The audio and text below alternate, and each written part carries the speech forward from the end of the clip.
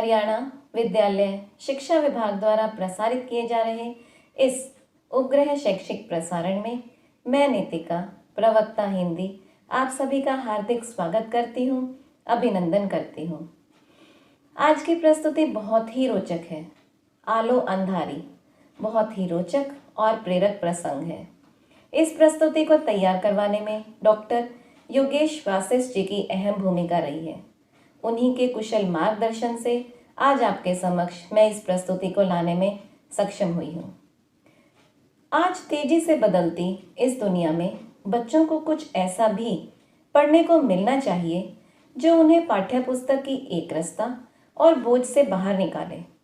वे उन्मुक्त संसार में पींगे बढ़ा सकें, उस पढ़ाई में वह सब हो जो उन्हें ज्ञान की विशाल दुनिया तक ले जाने में मददगार साबित हो। इसीलिए राष्ट्रीय पाठ्यचर्या रूपरेखा 2005 पाठ्यपुस्तक के साथ साथ बच्चों की पूरक पाठ्य सामग्री पर विशेष बल देती है। वितान भाग 1 कक्षा 11 आधार पाठ्यक्रम की परिकल्पना इन्हीं बातों को ध्यान में रखकर की गई है। पूरक पाठ्यपुस्तक को पाठ्यक्रम में सम्मिलित करने का यह उद्देश्य भी रहा है कि पाठ्यपुस्तक के दायरे में न समा सकने वाली सामग्री को बच्चों के सामने रुचिकर ढंग से पूरक पाठ्यपुस्तक के माध्यम से प्रस्तुत किया जाए। साहित्य में रुचि बढ़ाने हेतु विद्यार्थी छोटी छोटी रचनाओं के साथ साथ किसी लंबी रचना का भी आनंद ले सकें। इसके लिए बेबी हालदार की आत्मकथा आलो अंधारी को रखा गया है। आलो अंधारी की दुनिया एक ऐसी दुनिया है जो हमारे साथ है, पड़ोस में है, लेकिन अनदेखी है। यह कहानी उन लाखों करोड़ों झुग्गियों की है जिनमें झांकना भी भद्रता के तकाजे से बाहर है। यह चुनौती है साहित्य के उन पहलुओं को जो साहित्य को सांचे में देखने के आदी हैं, जो समाज के कोने अंतरे पनपते साहित्य को हाशिए पर रखते हैं और भाषा एवं साहित्य को भी एक खास वर्ग की जागीर मानते हैं। आपने आज तक बहुत से प्रेरक प्रसंग पढ़े और सुने होंगे। इस प्रकार के प्रसंग हमें विपरीत परिस्थितियों में भी आगे बढ़ने के लिए प्रेरित करते हैं। सच्ची घटनाओं पर आधारित ये प्रसंग जितने रोचक होते हैं, उतने ही प्रत्येक युग में प्रासंगिक भी। ऐसी ही एक प्रेरक कथा है बेबी हालदार की, जिसे उन्होंने अपनी आत्मकथा आलो अंधारी पुस्तक में लिखा है। आइए उसकी कुछ पंक्तियां पढ़ते हैं। मैं अब अपने किराए के घर में थी। सब समय सोचती रहती कि काम न मिला तो बच्चों को क्या खिलाऊंगी, कैसे उन्हें पालूंगी पोसूंगी। मैं स्वयं एक घर से दूसरे घर काम खोजने जाती और दूसरों से भी काम जुटाने के लिए कहती। मुझे यह भी चिंता थी कि महीना खत्म होने पर घर का किराया देना होगा। पता नहीं इससे कम किराए में कोई मकान मिलेगा या नहीं। काम के साथ मैं घर भी ढूंढ रही थी। 1.5 सप्ताह हुए जा रहे थे और काम नहीं मिल रहा था। मुझे बच्चों के साथ उस घर में अकेले रहते देख आसपास के लोग सभी पूछते, तुम यहाँ अकेली रहती हो? तुम्हारा स्वामी कहाँ रहता है? तुम यहाँ अकेली रह सकोगी? आलो अंधारी की इन आरंभिक पंक्तियों से उसकी आर्थिक, सामाजिक एवं मानसिक स्थिति का अंदाज़ा बड़े आसानी से लगाया जा सकता है। आलो अंधारी, आप कहेंगे कि बार बार अध्याय का नाम लिया जा रहा है, किंतु इसका अर्थ क्या है? आलो अंधारी का हिंदी में अर्थ है अंधेरे का उजाला। अंधेरे का उजाला। बेबी हालदार जी का जन्म सन 1974 अनुमानित है ये में जम्मू कश्मीर के किस स्थान पर हुआ, जहां सेना की नौकरी में पिता तैनात थे। जब 13 वर्ष की हुई तो इनका विवाह उनसे दुगनी उम्र के व्यक्ति के साथ कर दिया गया। विवाह के कारण 7वीं कक्षा में ही पढ़ाई छोड़नी पड़ी। 12-13 वर्षों के बाद पति की ज्यादतियों से परेशान होकर वो 3 बच्चों के साथ पति का घर छोड़कर गुड़गांव चली गई और वहां से आरंभ की एक ऐसी यात्रा जो न तो उसने पहाड़ों पर की, न समुद्र तट पर और न ही स्टडी रूम में बैठकर। उन्होंने लिखी एक ऐसी आप बीती जो मूलतः बंगला में लिखी गई, लेकिन पहली ऐसी रचना जो छपकर बाजार में आने से पहले ही अन्यत्र अनुदित रूप में हिंदी में आई। बांग्ला में लिखी गई इस भावपूर्ण आत्मकथा का हिंदी में अनुवाद श्री प्रबोध कुमार जी ने किया। आज भी बेबी हालदार गुड़गांव में एक घरेलू नौकरानी के रूप में ही काम कर रही हैं और सफलता से लेखन कार्य भी कर रही हैं। जैसा कि हमने ऊपर की पंक्तियों में पढ़ा कि गुड़गांव में बेबी हालदार काम की तलाश में थी। 1.5 सप्ताह तक उसे कोई काम नहीं मिला था। वह किराए के मकान में रहती थी। उसके पड़ोसी उसके पति और बच्चों के बारे में पूछते रहते थे।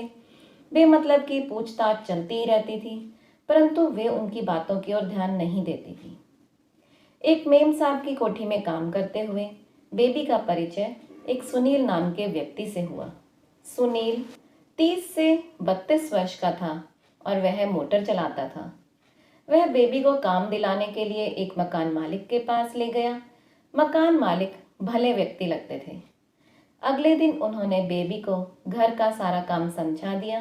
वह प्रतिदिन दोपहर तक सारे काम करके अपने घर पर वापस लौट जाती थी। बेबी का काम 800 रुपये महीना से नहीं चल रहा था, इसलिए उसे एक सस्ता मकान लेना पड़ा।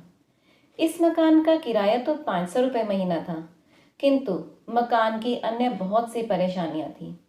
वहाँ पानी की दिक्कत तो थी ही, बाथरूम की भी असुविधा थी। 4 घरों के बीच बाथरूम केवल एक ही था।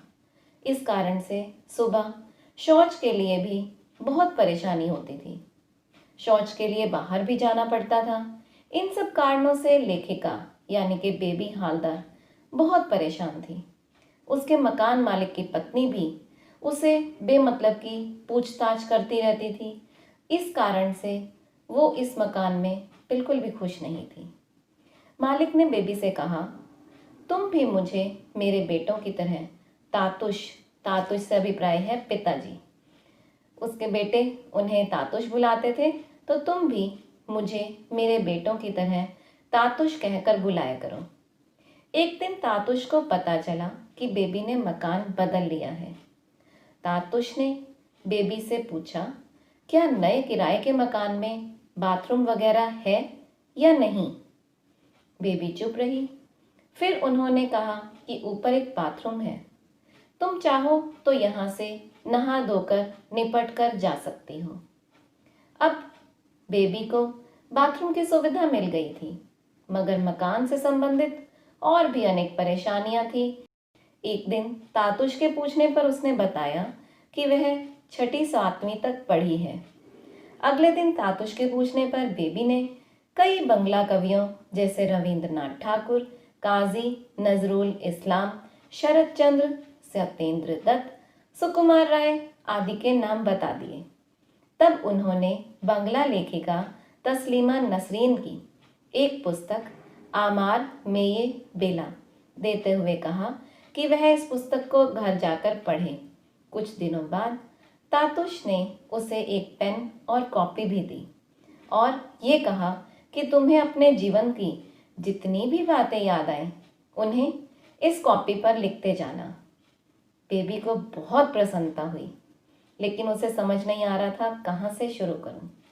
अब बेबी दिन के समय काम करती और जब भी खाली समय मिलता तो उस कॉपी में अपने जीवन की बातें लिखने लगती। कई बार तो लिखते लिखते उसे ध्यान ही नहीं रहता था कि कितना समय हो गया। कई बार लिखते हुए इतनी रात हो जाती कि लोग एक नींद तक पूरी कर चुके होते थे। एक दिन जैसे ही वो काम से घर लौटी तो उसने देखा कि किराए का मकान टूटा पड़ा है। उसका सामान बाहर वहीं पर है, बिखरा पड़ा है, बच्चे रो रहे हैं। बेघर हुए अन्य लोग तो और मकान देखने के लिए चले गए थे और मकान की तलाश में चले गए थे, लेकिन लेखिका सारी रात अपने बच्चों के साथ वहीं बाहर ही बैठकर रोती रही। उसकी सहायता एक भोला नाम के मुसलमान ने की। वे उसके पिता और भाइयों को जानता था। जब तातुश को ये सब बातें पता चली तो उन्होंने अपने घर की छत पर स्थित एक कमरा बेबी को दे दिया। बेबी बच्चों के साथ वहीं रहने लगी। अब उसके बच्चों की अच्छी देखभाल होने लगी। तातुश ने उसके बच्चों के लिए आधा लीटर दूध भी पर लगवा दिया। वह बेबी और उसके बच्चों की खूब देखभाल करते थे। बेबी का बड़ा बेटा उसके साथ नहीं था क्योंकि पहले ही उसने उसे किसी काम पर लगवा दिया था। मजबूरी के कारण ऐसा करना पड़ता है और अब उसे अपने बड़े बेटे का ठिकाना भी मालूम नहीं था। तातुश ने उसकी सहायता की और उसके बड़े बेटे का पता भी लगाया। साथ में उससे फ़ोन पर बात भी करवाई और उससे मिलवा भी दिया। बेबी तातुश को अपने और अपने बच्चों के साथ स्नेह करते देखकर उसके प्रति बहुत बहुत आभारी थी। उसने सोचा कि इतना तो उसके माता पिता भी ना करते। अर्जुन के अन्य मित्र सुमित, रजत, राहुल भी आने लगे। इस कारण से बेबी का काम बढ़ गया था। तातुश ने बेबी से कहा कि तुम उस चिट्ठी का जवाब अवश्य लिखो। बेबी को थोड़ा संकोच था क्योंकि उसने पहले कभी चिट्ठी नहीं लिखी थी। वह मित्र उससे एक बड़े हैं। तातुश ने बेबी को बताया और ये भी बताया कि तुम उन्हें जेठू संबोधित करके चिट्ठी लिखो। बेबी की इस चिट्ठी के जवाब में जेठू ने लिखा कि मैं बहुत खुश हूँ कि तुमने अपना दूसरा खंड पूरा कर लिया है। तातुश ने तुम्हें बंगाली लेखिका आशा पूर्णा देवी के बारे में अवश्य बताया होगा, जिन्होंने घर के सारे काम निपटाने के बाद चोरी चोरी लिखना शुरू किया था। वे केवल बंगला ही जानती थी। उनकी रचना पाखिर खांचा खांचार पाखी तुमने अवश्य पढ़ी होगी। मैं और तातुश बार बार सोचते हैं कि तुम शायद दूसरी आशा पूर्णा देवी बन सकती हो। एक दिन प्रातः बेबी के पिता उनसे मिलने आ पहुंचे। पिता ने उन्हें बताया कि माँ का निधन हो चुका है। बेबी 2 वर्षों से अपनी माँ से नहीं मिली थी और उसके निधन का भी उसे कुछ पता नहीं था। बेबी के बड़े भाई भाभी निकट ही रहते थे और उन्हें भी इस बारे में जानकारी थी, किंतु उन्होंने कभी उसे नहीं बताया। वो तो उसे कभी मिलने भी नहीं आए थे। बेबी का मन रिश्तेदारों से उठने लगा। उसे लगने लगा कि सब उसके साथ हैं, किंतु रिश्तेदार उसके साथ नहीं हैं। और अब वो किसी रिश्तेदार से मिलना भी नहीं चाहती थी क्योंकि उसके मन में अपने सगे भाई बंधु के प्रति उतना प्रेम नहीं रह गया था, कारण उनका व्यवहार। एक दिन पड़ोसी ने आकर उन्हें एक पैकेट दिया और कहा कि डाकिया भूल से तुम्हारा ये पैकेट हमारे घर पर दे गया है। बेबी पैकेट को देखकर बहुत हैरान हुई। उस पर बेबी का नाम लिखा था। बेबी ने खोलकर देखा कि उसमें एक पत्रिका थी जिसका शीर्षक था आलो अंधारी और उसके नीचे बेबी हालदार नाम लिखा गया था। अपना नाम पढ़कर उसका मन खुशी से झूम उठा। तो प्रिय विद्यार्थियों, आपने देखा कि आलो अंधारी कितनी सुंदर और कितनी अच्छी एक प्रेरक आत्मकथा है। आप अपनी पाठ्य पुस्तक से इसे अवश्य पढ़ें। आइए अब इस अध्याय से संबंधित कुछ अभ्यास के प्रश्न करते हैं। प्रश्न है, पाठ के किन अंशों से समाज की यह सच्चाई उजागर होती है कि पुरुष के बिना स्त्री का कोई अस्तित्व नहीं है? क्या वर्तमान समाज में स्त्रियों की इस सामाजिक स्थिति में कोई परिवर्तन आया है? तर्क सहित उत्तर दीजिए। इसका उत्तर देखिए। बेबी हालदार द्वारा रचित आलो अंधारी नामक पाठ के अनेक अंशों से समाज की यह सच्चाई उजागर होती है कि पुरुष के बिना स्त्री का कोई अस्तित्व नहीं है। अध्याय में इस प्रकार के अनेक अंश हैं। उनमें से कुछ अंश इस प्रकार हैं। मुझे बच्चों के साथ उस घर में अकेले रहते देख आसपास के सभी लोग पूछते, तुम यहाँ अकेली रहती हो? तुम्हारा स्वामी कहाँ रहता है? तुम कितने दिनों से यहाँ हो? तुम्हारा स्वामी क्यों नहीं आता? इसके अतिरिक्त आगे देखिए। किसी किसी दिन घर पहुंचने में मुझे देर हो जाती तो मकान मालिक की स्त्री पूछने चली आती कि इतनी देर कहाँ हुई। वह कहती, कहाँ जाती है रोज़ रोज़, तेरा स्वामी है नहीं, तू तो अकेली ही है, तुझे इतने घूमने घामने की क्या दरकार। जैसे कि आपको अध्याय में बताया ही था कि उसकी मकान मालकिन की बिना बात के पूछताछ चलती रहती थी, तो उसे इन पंक्तियों में दिखाया गया है। इसके अतिरिक्त जब मैं बच्चों के साथ कहीं जा रही होती तो लोग तरह तरह की बातें करते, कितनी सीटियाँ मारते, कितने ताने मारते। तो प्रिय विद्यार्थियों, ये तो हम जानते ही हैं कि महिला के साथ इस प्रकार की छेड़खानी होती ही रहती हैं।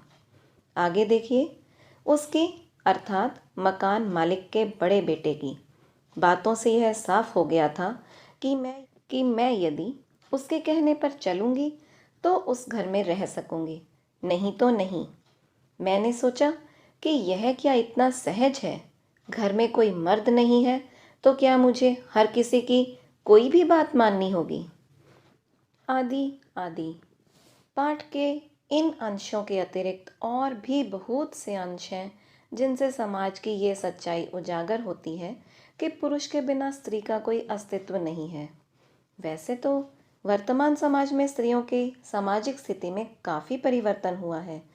स्त्री ने जीवन के प्रत्येक क्षेत्र में अपनी स्थिति मजबूत की है, किंतु फिर भी समाज की सोच में अधिक परिवर्तन नहीं हुआ है। समाज के प्रत्येक वर्ग, संप्रदाय, धर्म और जाति की स्त्रियां पुरुषों के अधीन हैं, फिर वे भले ही स्वावलंबी ही क्यों ना हो। जो स्त्री अकेले रहती है उसे पुरुष प्रधान समाज की गिद्ध दृष्टि का सामना करना पड़ता है। आइए अब अगला प्रश्न देखते हैं। अपने परिवार से तातुश के घर तक के सफ़र में बेबी के सामने रिश्तों की कौन सी सच्चाई उजागर होती है। तो जैसे हमने अध्याय पढ़ा था, हमने देखा था कि उसका कोई भी रिश्तेदार उसकी सहायता के लिए नहीं आता है, बल्कि जिनसे उनका खून का रिश्ता नहीं है वो उसकी बहुत मदद करते हैं। आइए इसका उत्तर देखते हैं। अपने परिवार से तातुश के घर तक के सफ़र में बेबी के सामने रिश्तों की अनेक सच्चाइयाँ उजागर होती हैं। सर्वप्रथम तो यह कि रिश्ते खून के नहीं बल्कि हृदय के होते हैं। बेबी के परिवार में माता पिता, भाई भाभी आदि सभी थे, परंतु उसका साथ किसी ने नहीं दिया, यहाँ तक कि उसे माँ की मृत्यु की खबर भी नहीं दी। बेबी के भाई भाभी गुड़गांव में ही रहते थे, परंतु वे न तो उससे मिलने आते थे और ना ही उसकी कोई आर्थिक सहायता करते थे। दुर्गापुर में बेबी का पति उस पर अत्याचार करता था। तो स्पष्ट ही है कि बेबी की परेशानी का कारण उसके रिश्तेदार ही थे और उन्हीं रिश्तेदारों ने उसके दुखी होने पर उसकी सहायता भी नहीं की, मुसीबत में होने पर भी उसका कोई साथ नहीं दिया। दूसरी ओर बेबी का परिचित युवक सुनील उसके माता पिता और भाइयों का परिचित भोला और तातुश और उसके परिवार के सदस्य, ये सभी समय समय पर उसकी यथासंभव सहायता करते हैं। तातुश ने लेखिका के अर्थात बेबी के दुख दर्द को समझा और उसे अपने घर में शरण दी। निस्वार्थ भाव से उसके बच्चों की देखभाल की, उसके बड़े लड़के को खोज निकाला, उसे लेखिका बनने के लिए प्रोत्साहित भी किया और अंत में उसकी सफलता में एक अहम भूमिका भी निभाई। तो इस प्रकार हम देखते हैं कि अपने परिवार से तातुश के घर तक के सफ़र में बेबी के सामने रिश्तों की अनेक सच्चाइयाँ उजागर होती हैं। आइए अब अगला प्रश्न करते हैं। इस पाठ में घरों में काम करने वालों के जीवन की जटिलताओं का पता चलता है। घरेलू नौकरों को और किन किन समस्याओं का सामना करना पड़ता है, इस पर विचार कीजिए। तो ये तो हमारे समाज की ही बात है, हम प्रतिदिन यही सब देख रहे हैं और उसे देखकर अनदेखा भी कर रहे हैं। आइए इसका उत्तर देखते हैं।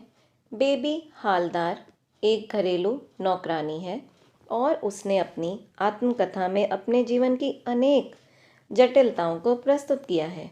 अध्याय में वर्णित समस्याओं के अतिरिक्त वर्तमान समाज में घरेलू नौकरों को अन्य निम्नलिखित समस्याओं का सामना करना पड़ता है। प्रथम, घरेलू नौकरों को अनेक घरों में काम करना पड़ता है। उन्हें आंधी, बारिश, धूप, सर्दी आदि सब सहन कर एक घर से दूसरे घर काम करने जाना पड़ता है। आगे देखिए, घरेलू नौकरों को वेतन भी समय पर नहीं दिया जाता। साथ ही उन्हें उतना वेतन नहीं मिलता जिससे वह एक ही घर में काम करके अपने परिवार का पालन पोषण कर सकें। घरेलू नौकरों को प्रायः अवकाश अथवा छुट्टी नहीं मिलती। उन्हें प्रतिदिन ही काम पर आना पड़ता है। उन्हें साप्ताहिक छुट्टी भी नहीं मिलती। इन सब के अतिरिक्त चौथा बिंदु देखिए, अपनी समस्याओं के कारण यदि घरेलू नौकर काम पर नहीं आ पाते तो उनके स्थान पर दूसरे नौकर को रख लिया जाता है, यानी कि उनका रोजगार पूर्णतः अस्थायी है।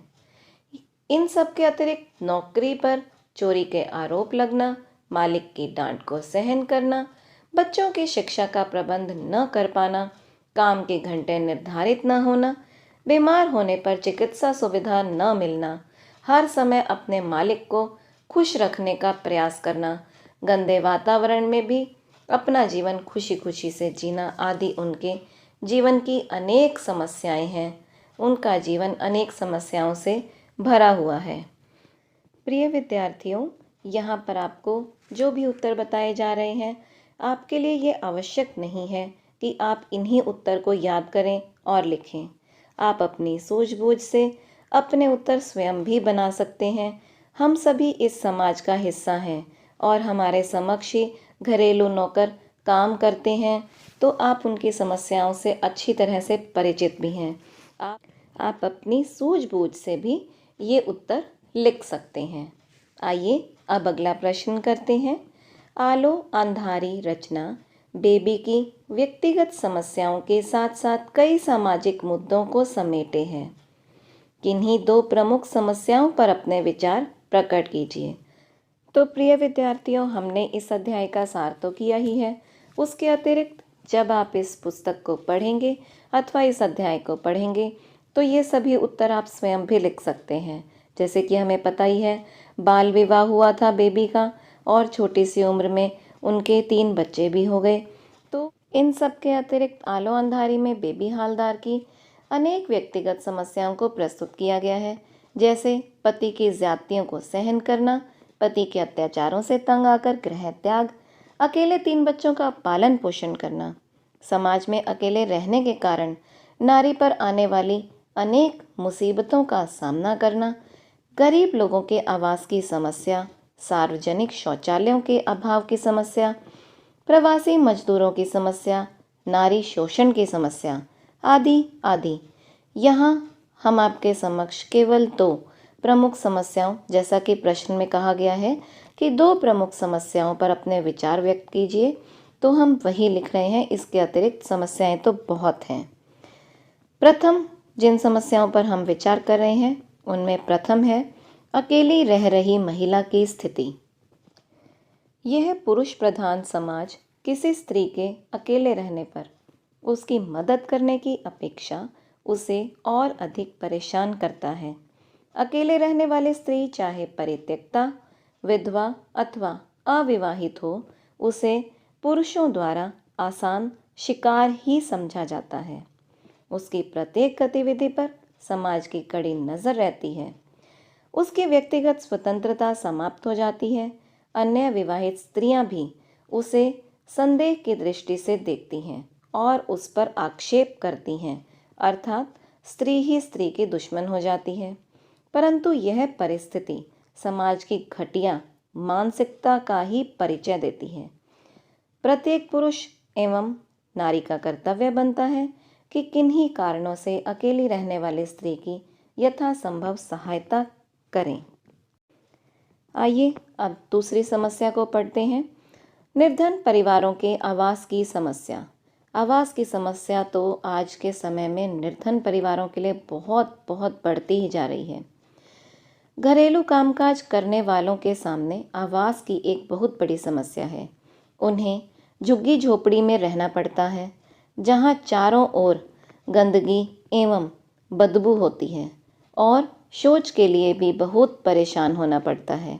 अवैध बस्तियों में बने इनके आवास स्थान में 8-10 परिवारों के बीच केवल एक शौचालय ही होता है।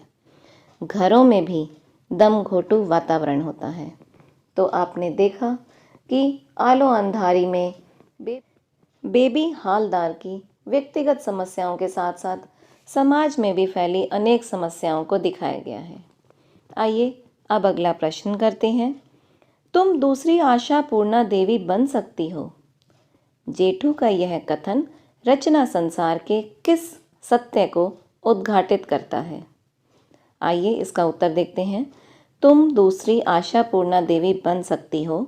जेठू, जो कि तातुष के एक प्रकाशक मित्र हैं, उनका यह कथन इस सत्य को उद्घाटित करता है कि बांग्ला लेखिका आशापूर्णा देवी ने विषम परिस्थितियों का सामना किया था। उन्हें घर का सारा काम करना पड़ता था। उनके परिवार में स्त्री के लिए लिखना पढ़ना वर्जित था, परंतु आशापूर्णा देवी ने अपनी रुचि और अपनी प्रतिभा को मरने नहीं दिया। उन्होंने चोरी छिपे लिखना शुरू किया और वह बहुत ही प्रतिभा संपन्न लेखिका बनी।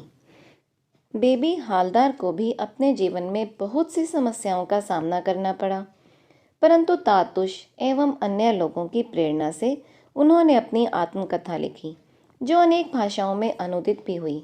अतः जेठू के इस कथन से रचना संसार का यह सत्य स्पष्ट होता है कि भले ही कोई व्यक्ति उच्च शिक्षित न हो, परंतु यदि वह प्रयास करे और निरंतर लेखन कार्य में जुटा रहे तो वह भी यश और कीर्ति प्राप्त कर सकता है। लेखन क्षमता केवल जन्मजात नहीं होती, उसे अभ्यास द्वारा भी प्राप्त किया जा सकता है। जिस व्यक्ति में लेखन प्रतिभा का विकास हो जाता है, वह अपनी रचनाओं से संसार के समक्ष नवीन मार्ग प्रशस्त कर सकता है, जैसे कि बेबी हालदार ने करके दिखाया। आइए अब अगला प्रश्न देखते हैं। बेबी की जिंदगी में तातुष का परिवार न आया होता तो उसका जीवन कैसा होता? कल्पना करें और लिखें। देखिए प्रिय विद्यार्थियों, यह प्रश्न एक कल्पना पर आधारित प्रश्न है। इसका उत्तर भी कल्पित ही है। आप अपने आधार पर भी इसका उत्तर लिख सकते हैं। मेरे उत्तर से काफ़ी अलग भी आपका उत्तर हो सकता है। तो अपनी कल्पना के आधार पर हमने उत्तर लिखना है। सार हमने पढ़ा ही है। आइए जो हमने उत्तर लिखा है उसे देखते हैं। यदि बेबी के जीवन में तातुष का परिवार न आया होता तो उसका जीवन निश्चय ही घरेलू नौकरों के जैसा होता। धन कमाने के उद्देश्य से उसे कई घरों में काम करना पड़ता और घर का खर्च चलाने के लिए उसे गंदी बस्तियों में रहना पड़ता। उसके बच्चों की शिक्षा का प्रबंध न हो पाता और उन्हें कहीं बाल मजदूरी के लिए बाध्य होना पड़ता। बेबी किसी घृणित घटना का शिकार भी हो सकती थी। उसके पिताजी भी उससे कभी मिलने नहीं आते। वह आत्मकथा भी शायद ना लिख पाती और हम एक अच्छी लेखिका के लेखन कार्य से अवगत ना हो पाते। संक्षेप में कहा जा सकता है कि उसका जीवन नारकीय हो सकता था। जैसे कि हमने सार में देखा ही है कि तातुष ने बेबी की ज़िंदगी में काफ़ी सुधार लाए, उनकी बहुत सहायता की और उन्हें लेखन कार्य के लिए भी प्रेरित किया, जिस कारण से वो एक अच्छी लेखिका बन पाई। यदि वे ना होते तो शायद इसके विपरीत स्थिति होती। आइए अब अगला प्रश्न करते हैं। आपने सार में पढ़ा था कि जब तातुष ने बेबी से पूछा कि क्या तुम किसी कवि या रचनाकार को जानती हो या कोई नाम याद है, तो उन्होंने नाम लिए थे श्री रामकृष्ण, रविंद्रनाथ ठाकुर आदि आदि। उसी पर आधारित हमारा अगला प्रश्न है। पढ़ते हैं। पाठ में आए इन व्यक्तियों का देश के लिए विशेष रचनात्मक महत्व है। इनके बारे में जानकारी प्राप्त करें और कक्षा में चर्चा करें। श्री रामकृष्ण, रविंद्रनाथ ठाकुर, काजी नजरुल इस्लाम, शरत चंद्र, सत्येंद्र नाथ दत्त, सुकुमार राय, एनी फ्रैंक। तो प्रिय विद्यार्थियों, साहित्य समाज का दर्पण कहा जाता है और इन महान रचनाकारों ने अपने साहित्य से समाज को नवीन राह दिखाई है। इन सभी ने साहित्य को विस्तृत बनाया है। इनका योगदान हमें आज तक जीने की राह दिखा रहा है। सर्वप्रथम हम अध्ययन करते हैं श्री रामकृष्ण जी का। भारत के महान संत और विचारक रामकृष्ण जी का जन्म 18 फरवरी 1836 में बंगाल में हुआ। ये काली माता के बहुत बड़े भक्त थे। इन्होंने इस्लाम और ईसाई धर्म को भी पढ़ा। ये सब धर्मों का समान रूप से आदर करते थे। रविंद्रनाथ टैगोर। रविंद्रनाथ जी का जन्म 7 मई 1861 में कोलकाता में हुआ था। इनके पिता का नाम देवेंद्र नाथ था। इनका परिवार कोलकाता का एक समृद्ध परिवार था। ये महान विचारक, कवि, नाटककार, चित्रकार, कहानीकार और गीतकार भी थे। और एक महत्वपूर्ण बात यह है कि ये पहले ऐसे भारतीय हैं जिन्हें साहित्य के क्षेत्र में नोबेल पुरस्कार से सम्मानित किया गया। इनकी पुस्तक गीतांजलि के लिए भारत को राष्ट्रगान इन्होंने ही दिया था। तो इस कारण से कहा जा सकता है कि इनका भारतीय साहित्य में नाम अमर रहेगा। काजी नजरुल इस्लाम। इनका जन्म आसनसोल के समीप 1899 को हुआ। इन्होंने 3000 के करीब गाने लिखे। ये लेखक, कवि, अभिनेता, संगीतज्ञ, संगीतकार, गायक और दार्शनिक भी थे। इनकी कविताओं में विद्रोह का गुण भी मिलता है। इसी कारण इन्हें विद्रोही कवि भी कहा जाता है। ये मनुष्य के ऊपर मनुष्य द्वारा किए जाने वाले अत्याचारों पर लिखते थे। इनके संगीत को नजरुल गीति कहकर पुकारा जाता है। शरत चंद्र बंगला साहित्य के एक चमकते सितारे थे। इनकी रचनाओं में जो सच्चाई दिखाई देती है वह शायद किसी अन्य लेखक के लेखन में नहीं दिखाई देती। इनका जन्म पश्चिम बंगाल के देवानंदपुर नामक स्थान में 15 सितंबर 1876 में हुआ था। इनके पिता का नाम मोतीलाल और माता का नाम भुवन मोहिनी था। बांग्ला साहित्य को इन्होंने देवदास, बड़ी दीदी, परिणीता, चरित्रहीन, श्रीकांत जैसे उपन्यास दिए। सत्येंद्र नाथ बंगला साहित्य के प्रसिद्ध कवि। जन्म 1882 ईस्वी में। पिता का नाम श्री रजनीकांत, जो एक प्रसिद्ध व्यापारी थे।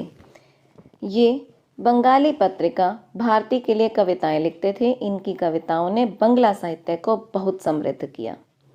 सुकुमार राय बांग्ला साहित्य के चमकते सितारे। इनका जन्म 1887 में कोलकाता में हुआ। ये रविंद्रनाथ ठाकुर के शिष्य थे। इनके पिता उपेंद्र नाथ चौधरी एक प्रसिद्ध बाल साहित्यकार थे, अतः लेखन इनके खून में ही था। सुकुमार राय के पुत्र सत्यजीत राय एक प्रसिद्ध फिल्मकार थे जो हम सभी जानते हैं। एनी फ्रैंक एक यहूदी परिवार की साधारण सी बच्ची। उसे हिटलर की यहूदियों से नफरत के कारण के बारे में नहीं पता था। उसे विवश होकर 2 साल तक छिपकर रहना पड़ा। उसकी ये तड़प, चिंता, परेशानी उसकी डायरी में स्पष्ट दिखाई देती है। तो प्रिय विद्यार्थियों, ये थी इन सब के विषय में संक्षिप्त जानकारी। आप अन्य पुस्तकों के माध्यम से और जानकारी प्राप्त कर सकते हैं। धन्यवाद।